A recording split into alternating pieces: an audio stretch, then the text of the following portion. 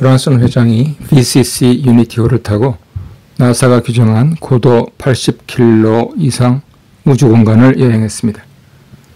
내주 베이조스 아마존 창업자가 100km 기준인 카르만 라인까지 여행을, 올가을 머스크 테슬라 창업자가 400km 여행을 계획하고 있습니다.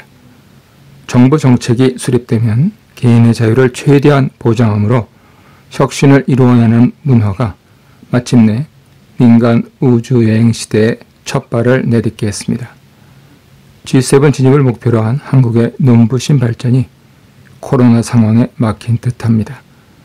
열악한 국제 환경에도 불구하고 수출에 호조를 보이고 정부 재정 정책을 유연하게 조절하는 가운데 내수 진작만 이루어지면 유리한 고지를 점할 수 있을 것 같았는데 4차 코로나 대유행으로 인해 야간 통행 금지에 버금가는 초고강도 시책을 펼 수밖에 없게 되었습니다. 이때 정부 지원금 지급을 두고 내수 진작을 목표로 할 것인지 말 것인지 설왕설래하고 있습니다.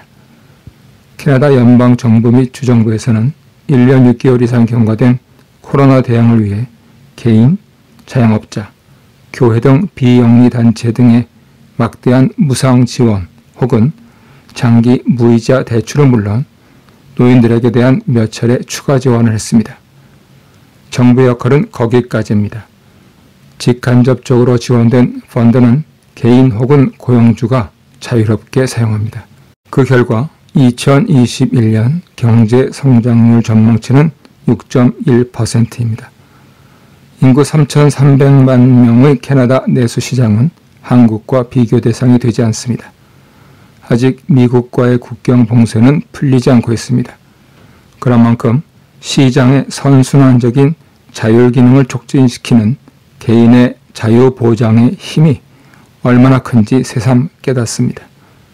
이를 대선 국면에 접어든 한국 정치 상황에서 여전히 뉴스 한 자락을 놓치지 않고 있는 이준석 국민의힘 대표의 작은 정부론에 적용해 보겠습니다.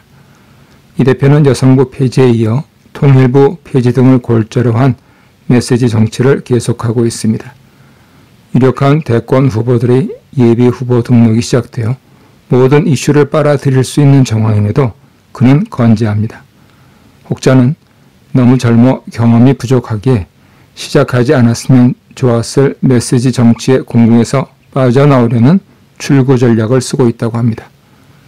혹자는 국회의원 경력이 전무한 당대표로서 대권 후보 선발 이전까지 자신의 리더십을 유지하려는 의도가 있다고 합니다. 외견상 이 대표의 2개 정부부처 폐지로는 반여성주의, 반북한을 전제로 한 가벼운 정치적 구호로 비치기도 합니다. 시간이 지나면 득실을 알 수 있을 것입니다.